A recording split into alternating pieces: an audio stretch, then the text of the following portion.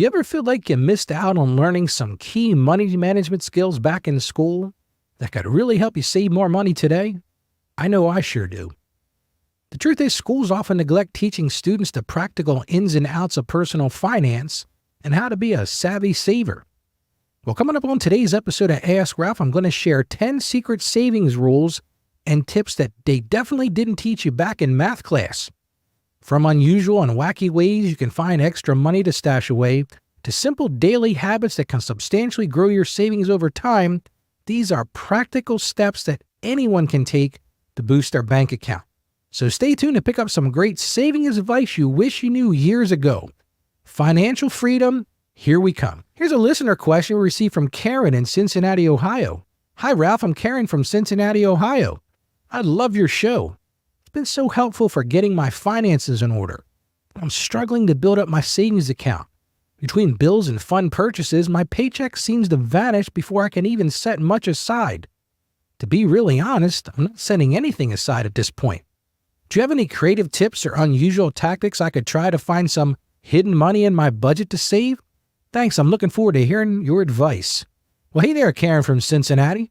Thanks so much for listening to the show and for sending in this great question. I think a lot of us can relate to that feeling of our money seeming to disappear before we can save any of it. Well, before we get into the practical savings tips, I want to ground our discussion in God's Word. The Bible has a lot to say about wise money management and storing up resources for the future. So let's look at Proverbs 21:20.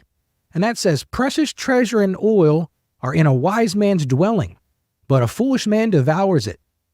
This reminds us that the core part of living wisely is setting aside a portion of our earnings for the future rather than spending it all as soon as we get it. My mother used to say that money's burning a hole in your pocket. When we're intentional about saving, it's like storing up precious treasure that will serve us well down the road. So with that wisdom in mind, let's explore some practical ways we can stash away more treasure and become savvy savers. Let's start with number 1. It's what I call the spare change jar. The first savings tip may seem simple, but it can really add up over time. Get a large jar or container and toss your spare change in it each and every day. Just empty your pockets each night and drop your coins in. You'll be amazed at those quarters, dimes, nickels, and pennies. They'll really start to pile up.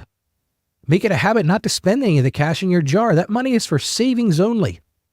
You could easily save a few $100s this way just after a few months. I actually remember doing this as a kid. My dad did this with one of those 5-gallon jugs. I remember he decided to count the small change about a year later, and as I recall, he had over $500 in change in that jug. And that was some serious change for the arcade. I might be dating myself with talking about arcades. Well, let's look at number 2. And that's the $5 bill savings challenge. So here's another unusually simple way to find extra savings. Every time you get a $5 bill as change, set it aside for savings instead of spending it. You'd be surprised how often $5 bills pass through your hands each week. Whether it's from breaking larger bills at the store or getting them back as change, make it a habit to stash away each $5 bill you receive. At the end of the month, deposit your $5 savings into your savings account or money market account. I actually have a client who's been doing this for years, and he saves hundreds of dollars each year simply by saving those $5 bills. Well, let's look at number 3, and that's negotiate better rates. One easy way to save more without sacrificing anything is to negotiate better rates on your recurring bills and services. Call up those utility companies, your cable provider, your insurance agent, and request a lower monthly payment. Tell them you're a loyal customer paying on time each month, and you're considering switching providers if they can't offer a more competitive rate. Now, most will happily knock 5 to 15% off your bill, which directly boosts your savings.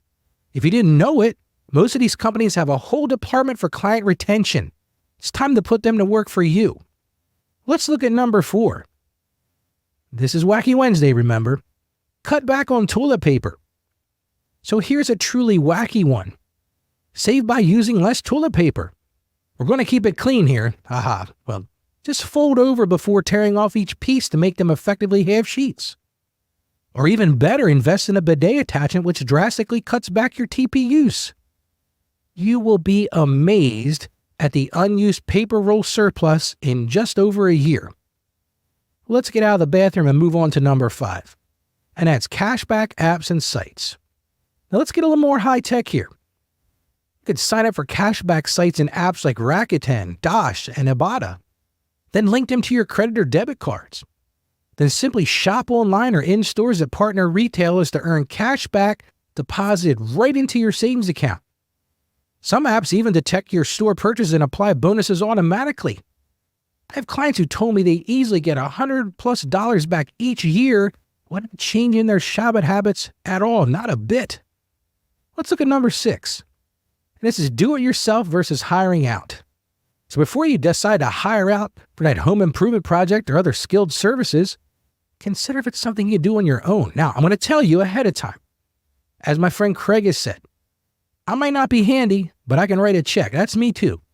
But for those who are handy, often with a YouTube tutorial, you can tackle basic plumbing repairs. Maybe do some painting or landscaping projects and more just yourself. This saves on labor costs while also giving you a sense of accomplishment. Any project you do yourself rather than hire out means more money saved. Let's look at number 7, and that's scale down memberships and subscriptions. This is a time to audit your monthly memberships and subscription services to see what you can scale back or cancel. For instance, you might consider downgrading your premium to standard on your Netflix plan. Cancel underused audiobook services or suspend that gym membership you never use during your busy seasons. Those small, unused subscriptions can drain $50 to $100 a month. Yes, every month.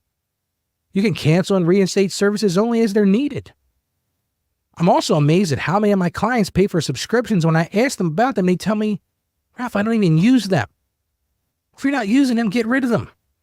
Let's move on to number 8, and that's taking coupons to the extreme. Now here's another wacky one. Take couponing to the extreme. Not just clipping coupons, but using apps, combining offers, using price matching, and stacking discounts. See just how much you can save buying staples like toiletries and groceries. Turn it into a fun challenge to slash your shopping bills. Then take all those savings and divert them right into your savings account each month before you can spend it on other things. My friend Jack's wife seems to have a knack for this, and I'm always amazed at some of the posts he puts on Facebook showing the massive savings from coupons. Well, guess what? You can do it too. Let's look at number 9, and that's hide savings in other accounts. This is a time to open high-yield savings accounts at online banks paying over 4% interest. Then the key is to set up auto transfers from your checking account into those savings accounts each pay period. Since the money transfers instantly into a different bank, you'll be less tempted to tap into that for spending. You can also open CDs, which lock away savings for a set period of time with penalty fees if you have to take the money out early. Use them to establish savings for a certain financial goal.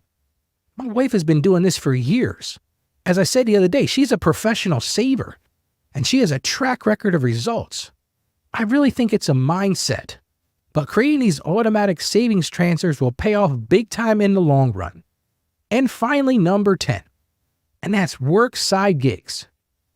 And the final, more obvious but highly effective savings tip, take on side jobs and gigs in your free time and devote 100% of that income to savings. Sites like Rover, TaskRabbit, and Uber make it easy to find flexible opportunities. Maybe you'll dog sit, build IKEA furniture, deliver food, anything that fits your skills and schedule.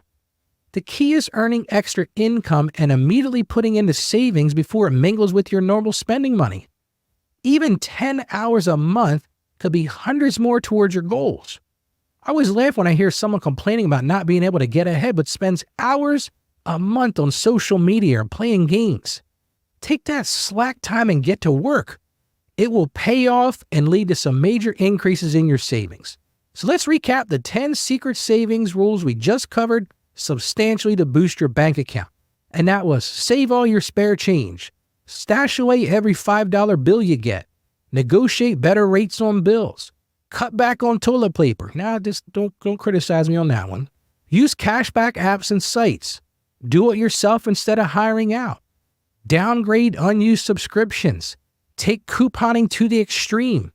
Hide savings in other accounts and work side gigs and devote that income to savings. Wow, what a fun and practical set of tips. From the simple spare change jar to extreme couponing to side hustling, these unusual savings methods can really add up. Try out a few that fit your lifestyle. The key is making savings a priority by automating it and diverting found money before you can spend it elsewhere. Small daily habits combined with creative accumulation tactics will have your account balances steadily growing. Well, that wraps up today's episode on secret savings rules you'd likely didn't learn in school, but wish you knew years ago. I hope you picked up some helpful tips to stash away more money without pinching pennies. Well, be sure to tune in tomorrow's show when I'll be answering a listener's question on decoding those FICA taxes on your pay stub and explaining exactly what the Social Security Trust Fund is all about. That's one you don't want to miss. Until next time, remember Proverbs 21:20. Store up savings like precious treasure for your financial health. And if you enjoyed this episode, I'd appreciate if you could visit AskRalphPodcast.com and join my email list. When you sign up, you'll receive a free copy of my book, Mastering Your Finances. This book normally sells for $10 on Amazon. This book provides a detailed Christian perspective on gaining financial freedom through practical money management tips and spiritual wisdom for overcoming money struggles. It's my gift to you for joining the Ask Ralph community. I'd also encourage you to share this episode with any friends, family, or coworkers who might be interested in boosting their savings. We all need good financial advice, so please spread the word about the show. Thanks again for listening. As I always say, God bless, stay savvy, and I'll catch you next time. Thank you for joining us on the Ask Ralph podcast. And with a simple click to subscribe, we'll invite you back to our next episode. And remember, financial issues don't have to be complicated. Just ask Ralph.